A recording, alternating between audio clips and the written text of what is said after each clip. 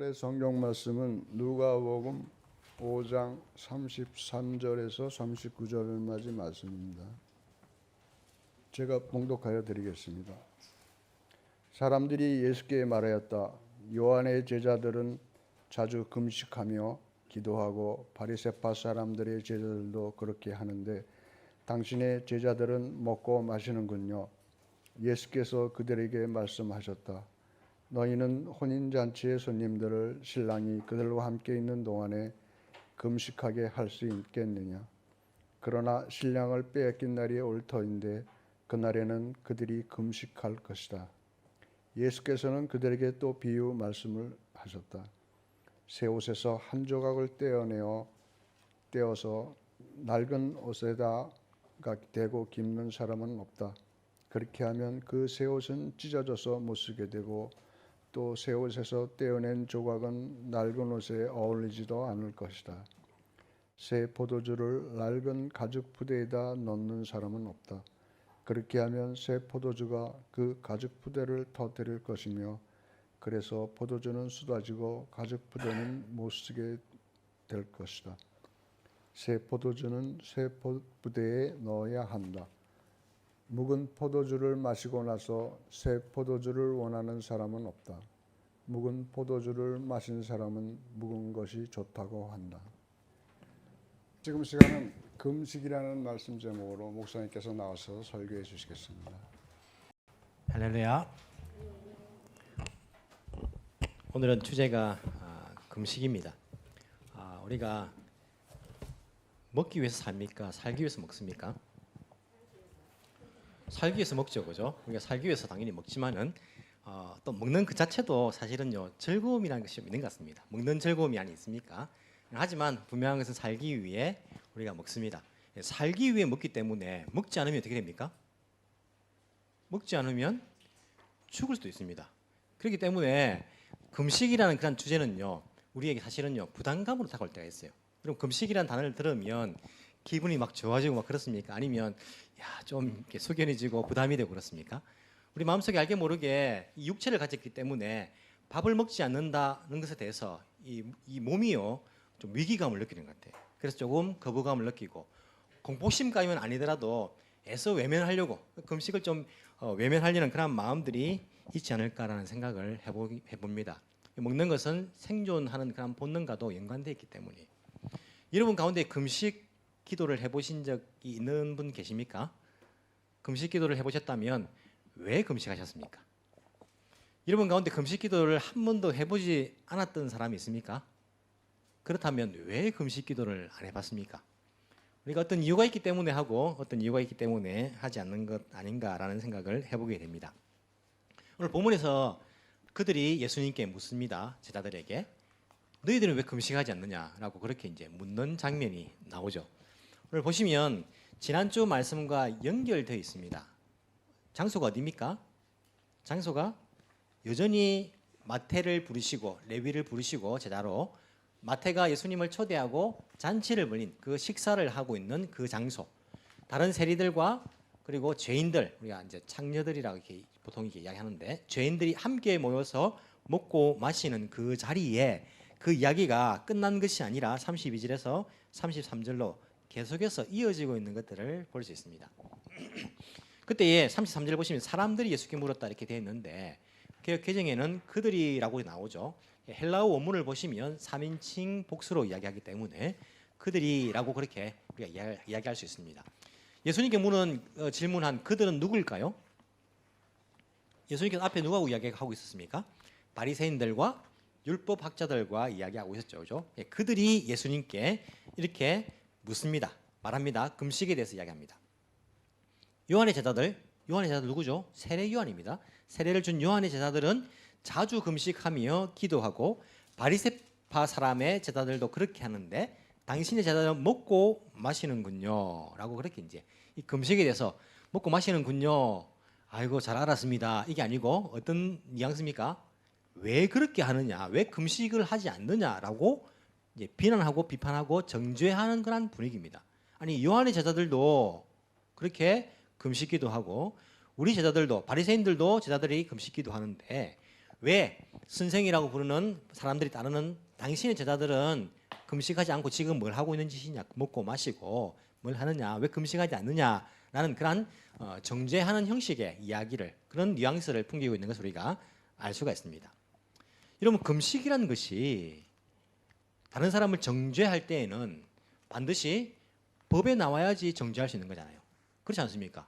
법을, 이 사람들이 만약 율법에 나와 있으니까, 율법을 어겼으니까 정죄하는 거잖아요. 바리새인들, 율법학자들은. 그렇지 않습니까? 이 금식이라는 것이 율법에 나와 있습니까? 금식하라는 것이 나와 있습니까? 안 나와 있습니까? 안 나왔습니까? 확실합니까?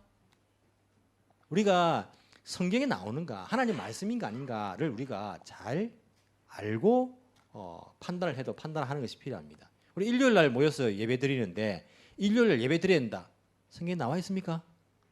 안 나와 있습니까? 잘 모르겠습니까? 11조를 드려야 된다, 성경에 나와 있습니까? 안 나와 있습니까? 부모님을 공경해야 된다, 성경에 나올까요? 안 나올까요?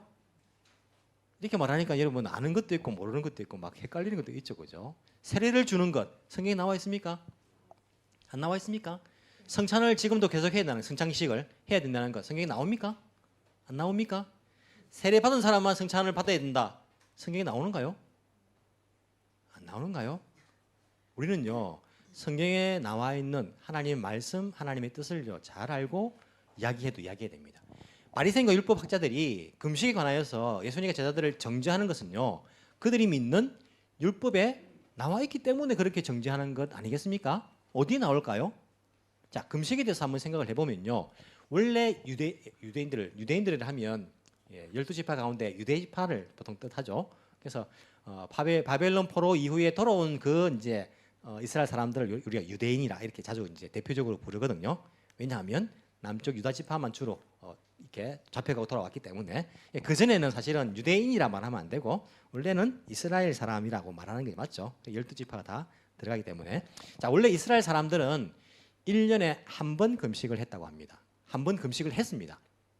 언제 금식을 했을까요? 대속죄일에 한 번 금식을 합니다. 지금 우리가 레위기 큐티를 자꾸 이렇게 보내드리고 있죠. 제가 이제 창세기부터 시작해서 계속 큐티를 먼저 큐티하고 만들어서 여러분 이제 보내드린 거거든요. 뭐 이렇게 읽는 분도 있고 안 읽는 분도 있고, 매일 이런 걸 매일 보내나 하면서 스트레스 받는 분도 있고, 만드는 저는 훨씬 더 스트레스 받습니다. 레위기를 읽어보시면 레위기의 율법들이 많이 나옵니다. 특히 레위기 보시면 대속죄일, 대제사장이 1년에 한 번 지성소에 들어가는 날이 있습니다. 모든 백성들의 그 죄를 다 사하기 위해서 그 대속죄일이 7월 10일, 지금의 7월은 아닙니다. 7번째 달 10일, 그때가 대속죄일인데 그때 한 번 금식을 했습니다, 이스라엘 사람들이. 그게 어디 나오냐면 레위기 23장 27절에 보면 속죄일에 관한 율법이 나옵니다. 레위기 23장 27절 이렇게 나옵니다. 7째 달 열흘은 속죄일이다. 이 사람들은 이제 6월절을 첫째 달로 했죠, 보통. 나와가지고 6월절이 지금 우리가 말하는 부활절이 그 6월절 아닙니까? 한 3, 4월 음력으로 하니까 그때가 첫 해고 플러스 7째 달이면 한 10월 정도 되겠죠. 7째 달 열흘을 나는 속죄일이다. 너희는 이날에 거룩한 모임을 열고 고행하며 주에게 살라 바치는 제물을 바쳐야 한다. 자, 여기 속죄일에 관한 율법이에요. 여기 어디에 금식이 나옵니까? 어디 나오죠? 거룩한 모임을 열고 고행하며 살라 바치는 제물을 바쳐야 한다. 여기에 고행이라는 그 단어에서 사람들은 금식을 하게 되었습니다. 왜냐하면 이 전후의 문맥을 보시면 그날 아무것도 하지 말라 되어 있어요. 그래서 이스라엘 사람들은 불을 피우지도 않고 요리도 하지 않고 그래서 먹지도 않는 겁니다. 개역 개정판 성경을 보시면 스스로를 괴롭게 하고라고 말합니다. 스스로를 괴롭게 하는 것 중에 제일 기본적인 것이 먹지 않은 거예요. 그래서 금식을 했습니다. 주에게 살라 바치는 제물 이렇게 되어 있는데, 오늘 일본어 성경에 보시면 식물의 제물을 식물에 먹는 그 식물의 제물을 하나님께 드려야 된다. 즉 우리가 먹지 않고 우리는 스스로 괴롭게 하고 그 먹는 것을 주님께 바쳐야 된다라고 일본 성경은 그렇게 이제 번역을 하고 있어요. 그래서 이 구절을 통해 가지고 이스라엘 사람들은 1년에 한 번 금식을 했습니다. 7번째 달 10일에 금식을 했어요. 그런데 이게 1년에 4번으로 늘어납니다. 언제 4번으로 늘어나냐면 바벨론의 포로로 잡혀가 나라가 망했습니다. 망하고 돌아온 다음에 이들은 1년에 4번씩 금식을 하기 시작했습니다. 이게 어디 나오냐면 스가랴 8장 19절에 나옵니다. 스가랴 선지자는 바벨론 포로에서 돌아온 이후의 선지자입니다. 그래서 거기 보시면 스가랴 8장 19절에 이렇게 나와 있습니다. 나 만군의 주가 말한다. 넷째 달의 금식일과 다섯째 달의 금식일과 일곱째 달의 금식일과 열째 달의 금식일이 바뀌어서 유다 백성에게 기쁘고 즐겁고 유쾌한 절기가 될 것이다. 너희는 마땅히 성실을 사랑하고 평화를 사랑해야 한다. 나 주가 말한다. 하나님께서 말하시는 4번의 그런 금식을 말하지만은 하나님이 만드신 것이 아니에요. 아니고 이들이 지키던 포로에서 돌아온 유대인들이 지켰던 금식이 4번입니다. 그게 넷째 달, 다섯째 달, 일곱째 달, 열째 달 그 금식일이 있어서 1년 4번 금식을 했습니다. 그들이 왜 4번을 금식을 했을까요? 이들은 포로에서 돌아와서 생각했습니다. 우리가 왜 나라가 망했는가? 율법을 지키지 않아서이다. 하나님 말씀을 제대로 지키지 않았기 때문이다. 해서 그들은 율법을 잘 기억하기 위해서 4번의 금식을 하면서 하나님 말씀을 지키고 우리가 다시 망하지 말자. 다시 우리가 이렇게 율법을 잊어버리지 말자라는 마음으로 1년에 4번씩 그렇게 금식을 했습니다. 그런데 이 금식 날도 마음대로 뭐 4, 5, 7, 10 이렇게 정한 게 아니라 어떤 특정한 그 날에 금식을 하였습니다. 그게 언제냐면 먼저 뭐 4번째 달이 먼저 나오겠지만은 순서상으로 하지만 그게 제일 뒤입니다. 5번째 달 그 날은 어떤 일이 있었냐면 성전이 불탄 날이에요. 5번째 달 성전이 불탄 날에 금식을 했습니다. 7째 달에 그 금식일은요 그달리아라는 유다의 총독이 피살을 당한 날입니다. 그날 금식을 합니다. 10째 달은요 성전이 포위된 첫날입니다. 성전 포위 개시일 그때에 금식을 합니다. 그리고 이제 한 바퀴 돌아서 넷째 달 그 금식일은 성전이 함락된 날. 그렇게 1년에 4번씩 우리가 망한 것을 기억하자 말씀을 지키지 못해서 하고는 1년에 4번을 금식을 했습니다. 이것은 전 민족이, 전 백성이, 전 국민이 지키는 그런 금식일이었습니다. 그런데 바리새인들은요 1년에 4번씩이 아니라 1년에 4번씩이 아니라 몇 번씩 일주일에 2번씩 금식을 했습니다. 바리새인들. 이것도 성경에 보면 나옵니다. 누가복음 18장 11절과 12절에 보면요. 바리새인들의 그런 기도가 나오는데 이렇게 나옵니다. 바리새파 사람은 누가복음 18장 11절 12절입니다. 바리새파 사람은 서서 혼잣말로 이렇게 기도하였다.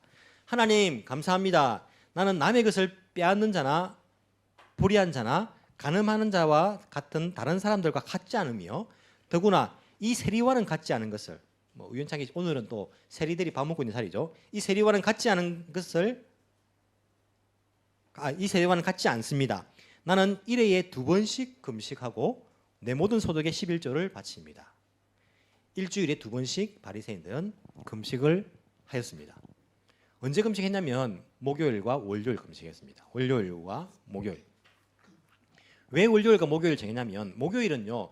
모세가 율법을 받으러 시내산에 올라간 요일이 목요일이라 이렇게 생각합니다. 그리고 모세가 시내산 율법을 받고 40일 지나죠. 그죠? 율법을 받고 내려온 요일이 월요일이라 생각합니다. 그래서 율법과 연관해서 월요일과 목요일 바리새인들은요. 일주일에 2번씩 그렇게 금식을 하였습니다.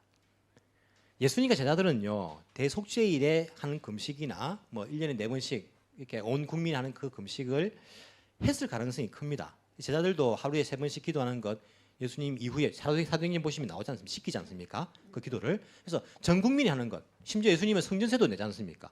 그런 것들은요. 덕을 위해서 지켰을 가능성이 많아요. 하지만 바리새인들이 예수님과 제자들을 정죄하는 것은 왜 우리처럼 세례요한 제자들도 그렇게 했는가 봐요. 바리새인들처럼. 왜 우리처럼 세례요한의 제자처럼 그렇게 금식하지 않느냐 너희 제자들은 이렇게 정죄하고 있는 거예요. 그럼 그건 근거는 어디 있는 것입니까? 뭐 다른 뭐 1년에 한 번 하는 대속죄일 금식이나 1년에 4번 하는 이것도 율법은 아니고 하나님께서 맹하신 것은 아니지만은 그것을 지키는 것. 이것 근거가 스가랴에 나오니까 있다 하더라도 너희들처럼 일주일에 2번 금식하는 거 근거가 어디서 우리를 갖다가 정죄하느냐 말이냐. 이렇게 말할 수 있잖아요. 우리가 정죄할 때는 근거가 있어야 될 거잖아요. 그 근거가 어디 있을까요? 이것은요. 유대인들의 율법을 우리가 보기에는요. 우리는 그냥 유대인들 종교의 법이다, 율법이다라고 우리는 그런 이제 감각을 가지고 있는데 유대인들은 전혀 다릅니다. 그럼 생각해 보십시오. 우리가 지금 일본에 살고 있지 않습니까? 우리가 일본의 법을 지키고 있지 않습니까? 일본의 법이 있습니다. 나라 법이 있어요. 나라 법이 있으면 이 나라 법에 대해서 법을 해석한 책이 있을까요, 없을까요?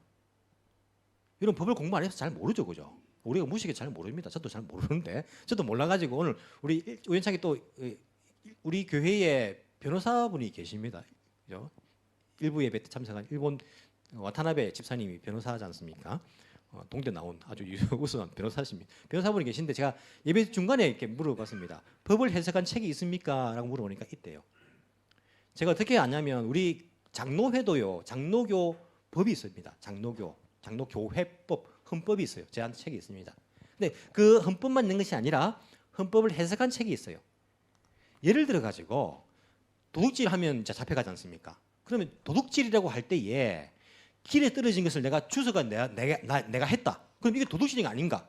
이게 법적으로 해석이 필요하잖아요. 그렇지 않습니까? 너는 그 길에 떨어져 있길래 너는 주웠어 했기 때문에 도둑질 아니다. 이 사람은 야, 너 것도 아닌데 왜 그걸 주워가느냐? 그 도둑질이다. 해가지고 그걸 도둑질 하지 말라는 법이 있지만은 재판소에 가면 그 법에 대한 해석으로서 이게 죄인가 아닌가를 판단해 주잖아요. 죄입니까 아닙니까? 그것도 죄가 되잖아요.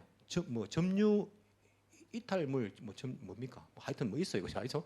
그런 게 해석서가 필요합니다. 왜? 법이 모든 상황을 다 커버하지 않기 때문에 이 법에 대한 해석서 또한 판례집이 필요하잖아요. 그것이 필요합니다. 이 나라 법에 대해서는 유대인들에게는 율법이 종교법이 아니고 단순히 그 나라 법입니다. 나라 법이기 때문에 하나님이 그 율법으로 모든 그 상황들 다 커버하지 못하잖아요. 그래서 그 율법에 대한 뭐가 있습니까? 해석서가 있는 거예요. 해석서가. 그게 나라 법이니까 이럴 때는 어떻게 됩니까? 저럴 때는 어떻게 됩니까? 여러 가지 일들이 있으니까 해석서가 필요하겠죠. 율법의 해석서가 뭘까요? 그게 탈무드입니다. 율법의 해석서가 유대인들의 탈무드입니다. 우리 탈무드 보면 웃긴 이야기, 지혜로운 이야기 있죠. 그거는 탈무드의 주된 내용이 아닙니다. 그거는 랍비와 그 제자들이 그 율법의 해석서를 만들면서 토론하면서 그냥 자기들끼리 농담하고 웃긴 이야기하고 지혜로운 이야기하고 그냥 외의 이야기로 한 이야기를 이렇게 우리한테 이제 책으로 내 가지고 우리 탈무드 보면서 지혜롭고 재밌는 이야기도 하는데 그 주된 내용이 아니고 그건 객가지 이야기고 탈무드는요 주로 뭡니까? 율법의 해석서입니다. 그래서 분량이 엄청나다라고 합니다. 제가 인터넷 이제 검색을 하면서 이제 보니까 그 이스라엘 문화원 대사관에 있는 이스라엘 문화원에 가니까 그런 이제 설명들을 막 적어놨어요. 율법에 대해서 탈무드에 대해서 막 설명 적어놨더라고. 탈무드 책이 보통 에스라 시대부터 주후 500년까지 에스라가 거의 주전 400년경 인물 아닙니까? 그래서 약 900년이 걸쳐가지고 이 탈무드 율법 해석서가 만들어졌대요. 지금 이제 책으로 된 게 지금도 계속 그 해석서는 나오고 있겠죠. 시대가 변하고 있으니까 그게 탈무드가 그 소달구지로 12대 분량이래요. 왜 트럭이 아니고 왜 소달구지인지 모르겠는데 그때는 뭐 트럭이 없었겠죠. 하여튼 소달구지로 12대 분량이 탈무드가 책이라고 이렇게 말하더라고요. 그만큼 해석서가 많은 거예요. 여러 가지 상황들이 있고 판단해야 되기 때문에 해석서가 있는 것입니다. 이 해석된 해석서들도 이들은 율법으로 봅니다. 율법. 이것은 원래 모세에게 기록한 율법을 하나님께서 주셨는데 기록되지 않은 율법들, 말로만 한 율법들이 있다. 이걸 구전율법이라 하거든요. 구전율법들은 모세가 듣고 여호수아에게 전달되고 전달되어 내려오면서 그 율법도 마찬가지로 기록된 율법과 똑같은 효력을 발생한다라고 합니다. 그 율법들이 구전율법인데 지금도 계속해서 어찌 보면 상황에 따라 가지고 랍비들이 그 율법들을 해석해내고 또 전달해 가는 거죠. 이 구전율법이 원래는요 구전율법이기 때문에 다 외웠습니다. 모든 율법을. 이 외우는 일을 누가 했냐면 율법학자가 했어요. 율법학자들은 구전된 율법을 다 외웠습니다. 이게 점점 늘어나니까 다 못 외우잖아요. 한계가 있는데 다 못 외우니까 이걸 기록하기 시작했습니다. 그 기록하기 시작한 때가 언제냐면 예수님 때예요. 예수님 때에 랍비 가운데 힐렐이라는 랍비가 있었는데 그때부터 구전된 율법을요 기록하기 써내기 시작했습니다. 이들은 생각하기에 메시아가 오시면 이 구준율법이 완성될 것이라 생각해요. 완성. 메시아가 이 율법을 끝낼 것이라 생각했어요. 그 율법도 똑같은 이제 율법을 생각하니까. 그런데 자기들이 예수가 메시아인가 아닌가를 조사하고 있는데 이 사람이 뭘 하고 있습니까? 아니 이 구전으로 입으로 전달된 율법도 율법인데 지금 그것을 지키고 있는 것이 아니라 오히려 안 지키고 있는 거예요. 자기들 생각에 그러면 이건 뭐 메시아가 맞냐 아니냐 이 질문을 하면서 메시아가 맞냐 아니냐 자꾸 조사를 해 나가는 겁니다. 예수님께서 율법의 완성이십니다. 그렇지 않습니까? 예수님이 자신이 말씀하셨습니다. 내가 율법을 폐하러 온 줄 아느냐? 아니 난 율법을 완성하러 왔다. 예수님께서 말씀하셨습니다. 이 바리새인과 율법사들도 그것을 들었겠죠. 예수님은 율법의 완성이에요. 메시아로서. 하지만 이들이 생각하는 그런 율법의 완성이 아니라는 것이죠. 이렇게 이들은 그 율법 해석서에 근거해서 예수님과 제자들을 뭐 하고 있습니까? 정죄하고 있는 거예요.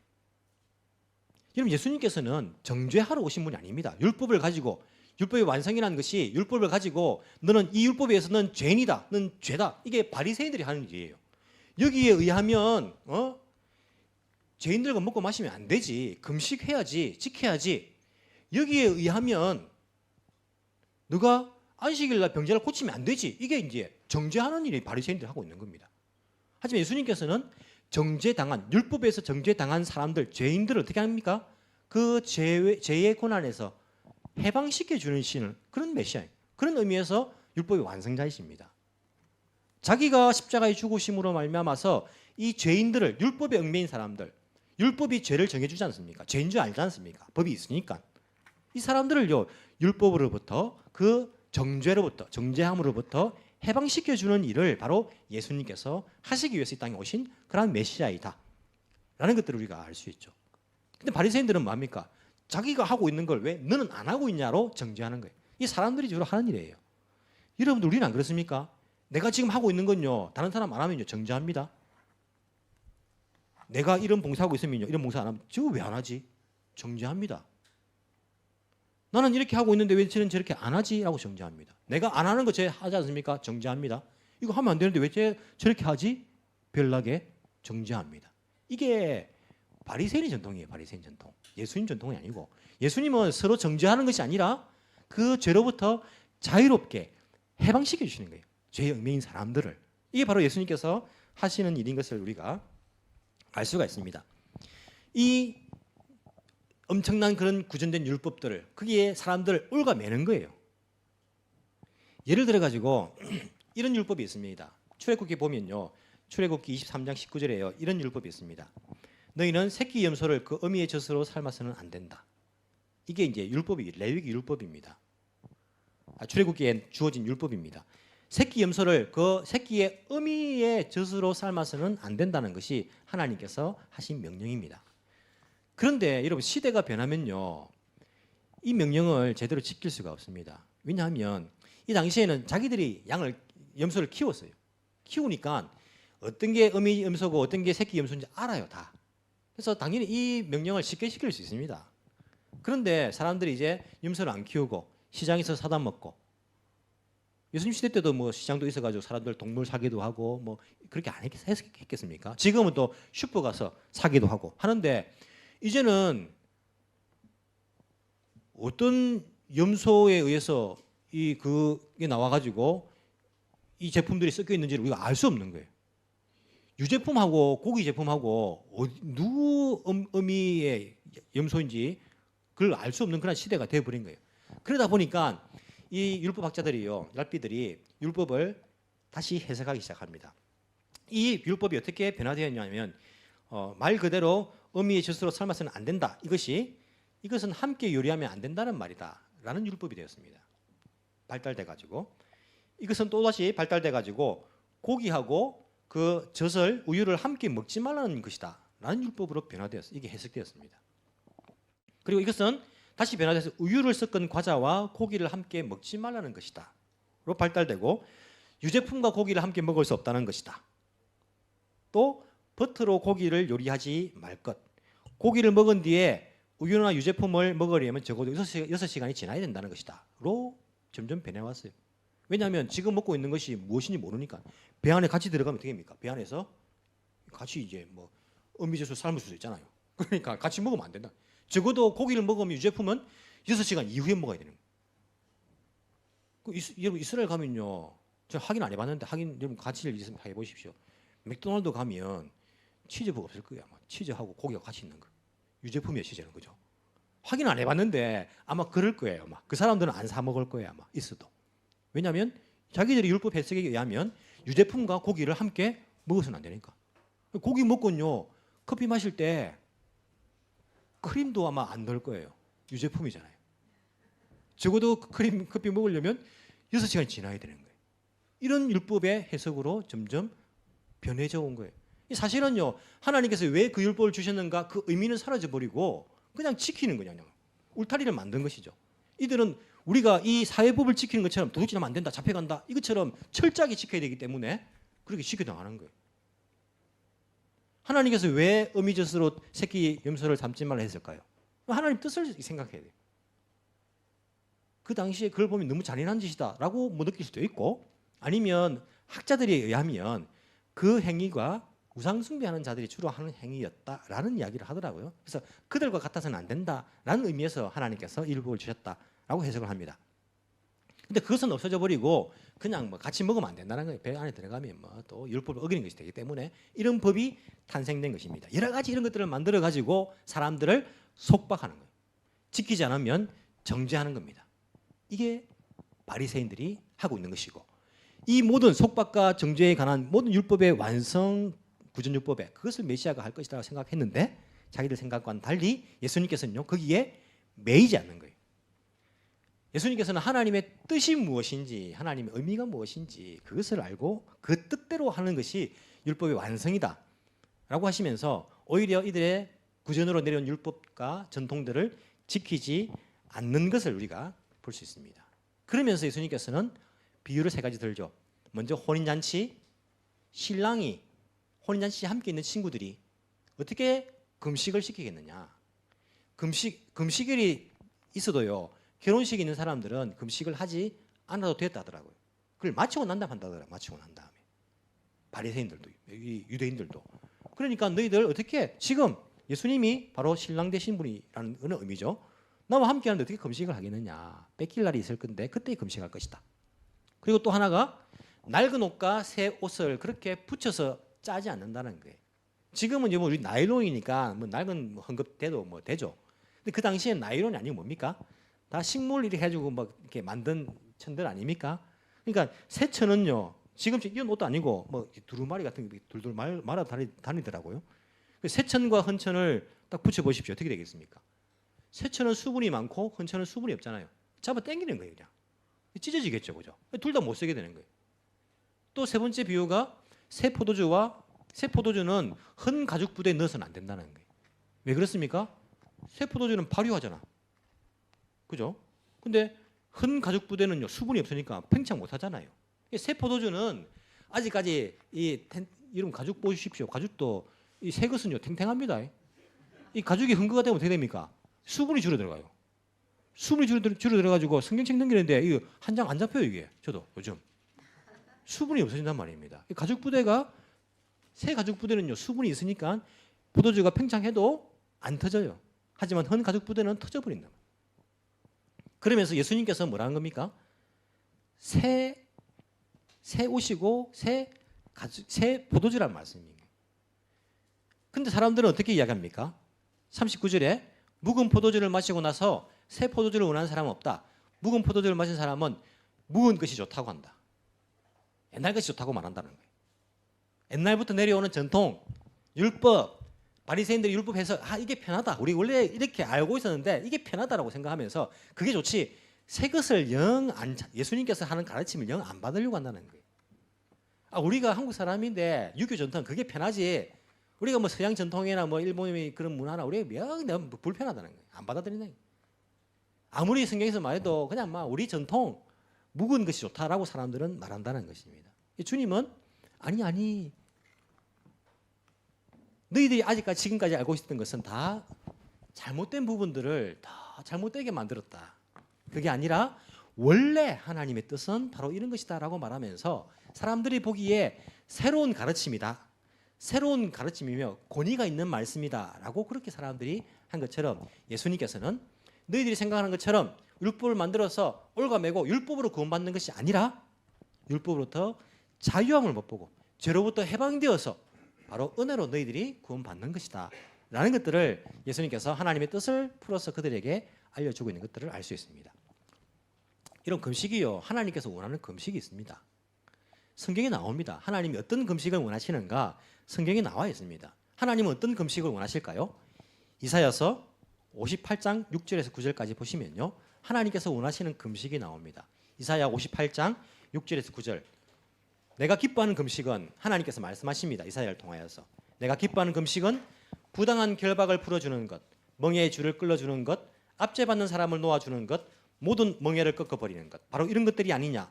또한 굶주린 사람에게 너희 먹거리를 나누어 주는 것, 또 너는 불쌍한 사람을 집에 맞아들이는 것이 아니겠느냐. 헐벗은 사람을 보았을 때 그에게 옷을 입혀주는 것, 너의 골육을 피하여 숨지 않는 것이 아니겠느냐. 그리하면 내 빛이 새벽 햇살처럼 비칠 것이며 내 상처가 빨리 나을 것이다. 내 의를 드러내실 분이 내 앞에 가실 것이며 주님의 영광이 내 뒤에서 호위할 것이다. 그때 내가 주님을 부르면 주님께서 응답하실 것이다. 내가 부르짖을 때에 주님께서 내가 여기에 있다 하고 대답하실 것이다. 주님 원하시는 금식은요, 밥 안 먹는 금식이 아니라 주님 원하시는 금식은 무엇입니까? 죄로부터 속박되는 사람들을 자유롭게 풀어주는 것, 해방시켜주는 것 뿐만 아니라 먹지 못하고 입지 못하고 집이 없어서 슬퍼하고 괴로워한 사람들에게 그 슬픔과 괴로움부터 해방시켜주기 위해서 나의 것을 나눠주는 것, 사랑을 베풀어주는 것, 그것이 주님께서 기뻐하시는 금식이라고 이야기하지 않습니까? 그런데 오늘날도 이 바리새인 전통을요, 아직까지도 교회 안에 가지고 있는 사람들이 너무나 많습니다. 사람들 울고매는 거예요. 속박하는 겁니다. 아, 내가 하는데, 우리는 그렇게 하는데 왜 너는 안 하냐? 믿음이 없는 거 아니냐? 특히 뭐 캐리스메틱 그런 뭐 교회 가면요, 교회마다 색깔도 다 다르죠. 가면 어떤 교회는요, 방언 안 하면 믿음 없는 걸로 생각해요. 방언 안 하면. 방언을 해야지. 너 방언 안 하면 믿음 적다는 거예요. 너 믿음 그거밖에 안 되냐? 아, 목사님이 돼가 방언도 못 합니까? 아, 근사님 돼서 방언도 안 하십니까? 성경에 나와 있는 겁니까? 방언하면 믿음 좋다? 방언 안 하면 믿음 안 좋다? 성경에 나와 있습니까? 안 나와 있습니다. 방언하는 것은 성경에 은사는 나와 있지만은 조용히 집에서 하나님 보시기 해라지 사람들 보는 데서 하라는 말 안 하지 않습니까? 그거 가지고 사람을 속박하는 거예요. 안 하는 사람은요, 결박당합니다. 아, 나는 아내가 믿음이 적다. 나는 어떡하지? 그래서 방언 학교 가지 마. 방언 학교. 방언 학교에서 뭐 배워야 되는 겁니까? 이상한 걸 만들어 가지고요, 이 바리새인처럼 그렇게 행동하는 것이 있어요. 하나님 원하시는 거 아닙니다. 제가 늘 또 이렇게 자주 뭐 인용하지만은요, 한국 교회는 막 크게 기도하는 걸 믿음 좋은 거든요. 크게 기도하는 거. 특히 무슨 삼창입니까? 만세 삼창입니까? 주여 삼창하면서 우리 큰 소리로 기도합시다 하면서요, 크게 기도하는 것을 믿음 좋은 걸로 봅니다. 사람들 올가매는 겁니다. 성경적입니까? 저도 한국에서요, 큰 소리 기도했습니다. 저는 큰 소리 기도할 수 있습니다. 제가 안 해서 잘 안 하죠, 그죠? 하면 300m 반경산 다 들리게 할 수 있습니다. 좀 목소리 크게 할 수 있거든요. 얼마나 한국에서 많이 했겠습니까? 부목사 할 때 그 예배당이 떠나가라 막 기도했습니다. 큰 소리로. 근데 요즘은 안 합니다. 왜? 그때 한 기도를 생각해 보면 이건 뭐 내가 지금 뭐 하는 짓인가? 하나님 들으라고 하는 것인가? 사람 보라고 하는 것인가? 막 이런 생각이 너무 많이 들어요. 여기 와서는 잘 안 하거든요. 그냥 하나님 생각하면서 묵상하면서 작은 소리로 기도해요. 한 번씩 한국에서 오신 열심히 있는 분들, 뭐 그런 분들이 새벽기도 참석하지 않습니까? 큰 소리 기도하면서 저한테 어떤 뉘앙스를 말하냐면, 아, 목사님 너무 적은 소리로 그렇게 간절하게 기도해야 되는가? 막 이렇게 나를 올가 막 매려고 해요. 왜 성경입니까? 성경적인 것입니까? 왜 사람을 올가 매려고 합니까? 자기가 하기 때문에 남들은 안 하는 거, 그걸 가지고 왜 믿음 없게, 간절하지도 않게. 저도 얼마든지 해볼까요? 제가 주여 삼창하면서 방언 해볼까요? 방언도 한 30살 때 제가 기도하는 거 방언 받고, 방언도 달라지더라고요. 또 다른 방언도 받고. 그 내가 하면서도 뭐 나는 무슨 뜻인지 몰라요. 하면서 안 해도 괜찮겠다 싶은 생각이 들더라고요. 그냥 하나님. 그런 체험은 귀한 것입니다. 하지만 나가 꼭 안 해도 괜찮겠다 라는 생각이 들더라고요. 내가 하는 것으로 다른 사람은 안 한다고 올가 매지 마세요. 정죄하지 마십시오. 얼마나 기쁨이 없습니까? 교회 오면 기쁘고 즐겁고 주님께서는 해방시켜 주려고 하는데 주님 자꾸 놓아주려고 하는데 옆에 사람이요 자꾸 올가매는 거예요. 왜 너 이렇게 해야 된다 저렇게 해야 된다 뭐? 왜 그 올가매려고 합니까? 바리새인들 하는 짓이라니까요. 우리는 자유로 해방을 율법으로부터 죄로부터 정말 해방되어서 함께 기뻐할 수 있는 것. 오히려 지금 슬퍼하는 자들에게 가서 내 것을 내 주머니를 틀어가지고 먹을 것을 나눠주고 입혀주고 지금 아주 곤란한 일을 당한 사람에게 가가지고 관심 가지면서 사랑을 베풀어주고 이것이 예수님께서 원하시는 그런 금식의 정신 아닙니까? 이게 교회 오면 기뻤으면 좋겠어요. 기뻤으면 그 기쁨이 전달됐으면 좋겠습니다. 넌 왜 이렇게 안 하냐? 넌 왜 이렇게 하냐?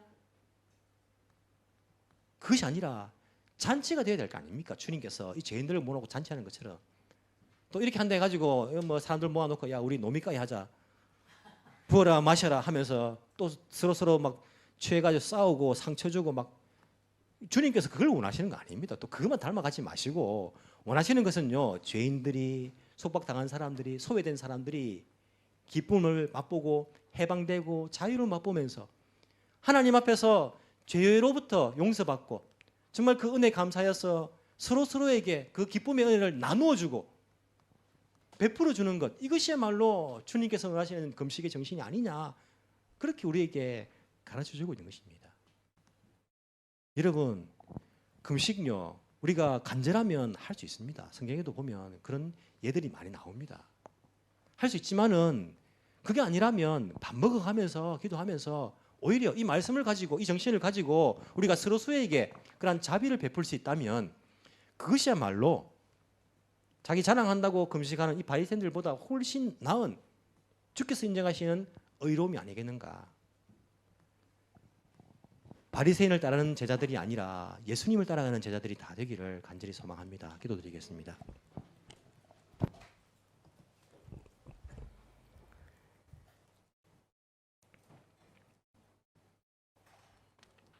자유와 평안과 안식의 주인 되시는 살아계신 하나님, 우리를 죄에서 자유케 하기 위해서 이 땅에 예수 그리스도 우리의 구원자를 보내주신 것 진심으로 감사를 드립니다. 주님, 우리는 다시 바리새인의 전통으로 돌아가려고 했습니다. 다른 형제 자매를 나의 의를 가지고 판단하며 정죄하며 살아왔습니다. 주, 우리의 큰 잘못을 용서하여 주옵소서. 진정한 율법은 자유와 해방을 선포하며 기쁨과 즐거움을 이웃들과 함께 나누는 것임을 깨닫게 해주시고 예수님처럼 가난한 사람들의 친구요 소외당하는 사람들의 이웃이 될 수 있도록 성령이여 도와주옵소서. 주님 기뻐하시는 금식 결박을 풀어주며 오히려 나누어주며 이렇게 할 때에 그때에 내가 주님을 부르면 주께서 응답하실 것이라고 내가 여기 있다라고 대답하실 것이라고 우리에게 약속해 주셨는데 우리의 기도가 응답되는 역사가 우리의 삶을 통하여서 일어날 수 있도록 주께서 은혜 베풀어 주옵소서. 감사드리며 살아계신 예수님 이름으로 기도합나이다. 아멘.